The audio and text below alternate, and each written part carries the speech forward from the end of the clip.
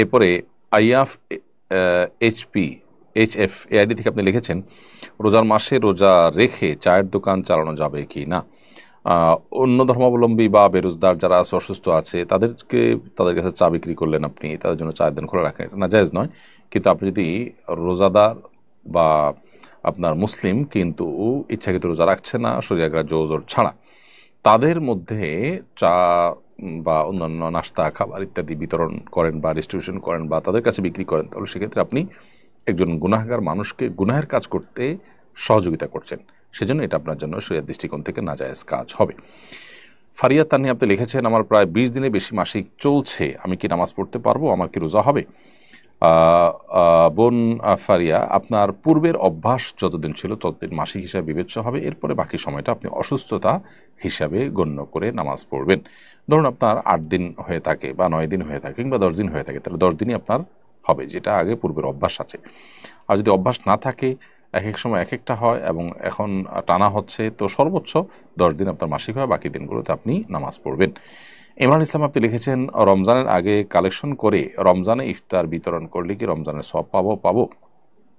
রমজানে আপনি ইফতার বিতরণের কাজ করছেন, সেজন্য আপনি সওয়াব পাবেন, কিন্তু টাকা কালেকশন করেছেন রমজানের আগে, তাহলে যারা রমজানের আগে টাকা দিয়েছেন তারা রমজান মাসের দানের সওয়াবটা তো নিশ্চয়ই পাবেন না, যেহেতু দানটা করেছেন রমজানের আগে। যদি এমন হয় যে তিনি কাউকে দায়িত্ব দিয়েছেন রমজানে ব্যয় করার জন্য, তাহলে ইনশাআল্লাহ রমজানের সওয়াব তিনি পাবেন।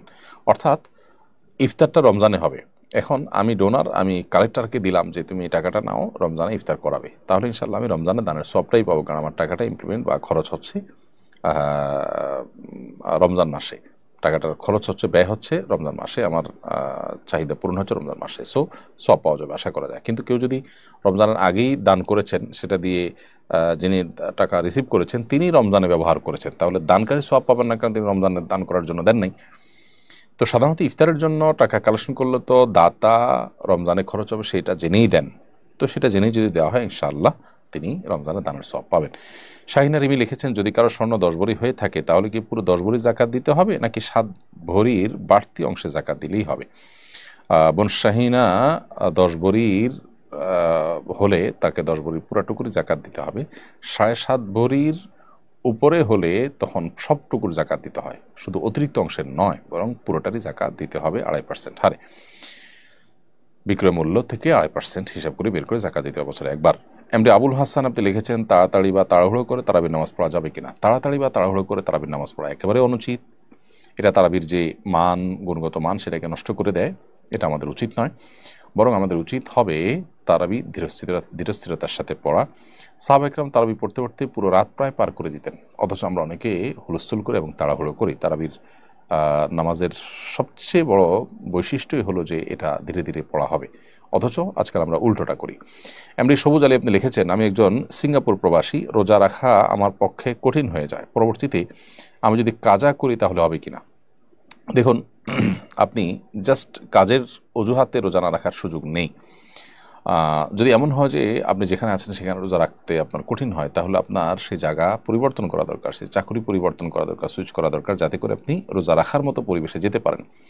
আপনি সামান্য একটু রুটি রুজির জন্য ফরজ রোজা রাখতে পারছেন না, এরকম জায়গায় নিজেকে আপনি নিয়েছেন, তো এটা আপনার জন্য অনুচিত কাজ।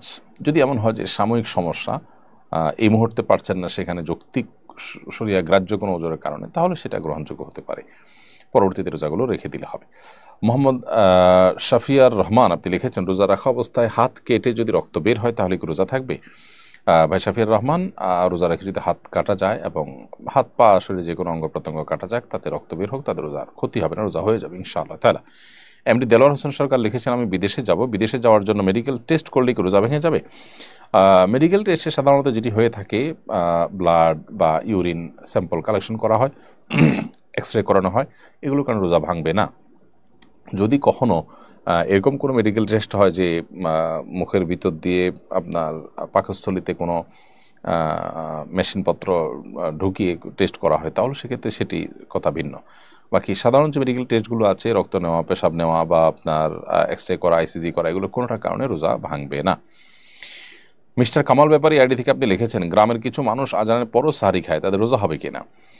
ফজরের আজান যদি সুবহ সাদিক হওয়ার পরপরই হয় সাধারণত, তারপর যদি সাহারি খায় তাহলে সে রোজা হবে না। কারণ শুভ সাদিকের পরে সারি খেলে সে রোজা হয় না। আল্লাহ সুবহানাহু ওয়া তাআলা বলেছেন, কুলু ওয়াশরাবু হাত্তা ইয়াতাবাyyানা লাকুমুল খাইতুল আবয়াদু মিনাল খাইতিল আসওয়াদি মিনাল ফাজরি। আল্লাহ বলেছেন, তোমরা পানাহার করো কতক্ষণ? যতক্ষণ পর্যন্ত সাদা আভা এটা কালো আভা থেকে পৃথক হয়ে না যায়। সাদা আভা বলতে শুভে সাদিক, তো আজান হয় শুভে সাদিক হওয়ার পর, অতএব ফজরের আজান হয়ে গেছে তারপরেও যদি খায় কেউ, তার রোজা হবে না। মূলত আজান দেওয়া অবস্থাতে যদি কারোর হাতে খাবার থাকে, তারপরে নবী সাল্লাল্লাহু আলাইহি ওয়াসাল্লাম সেটা শেষ করতে বলেছেন। এটা হলো সাহারির আজান, যেটা ফজরের নামাজের আগে হয়ে থাকে, সেটার কথা। নাইম আহমেদ আব্দুল লিখেছেন, হুজুর রোজা অবস্থায় চুল নখ কাটা যাবে কি না? চুল নখ রোজা অবস্থায় কাটা যাবে, তাতে কোনো অসুবিধা নেই, রোজার কোনো ক্ষতি হবে না। মাথায় তেল দেওয়া যাবে, আতর ব্যবহার করা যাবে, মেসওয়াক করা যাবে, এগুলো কোনোটাই রোজার কোনো ক্ষতি করবে না। সুরমাও ব্যবহার করতে পারবেন।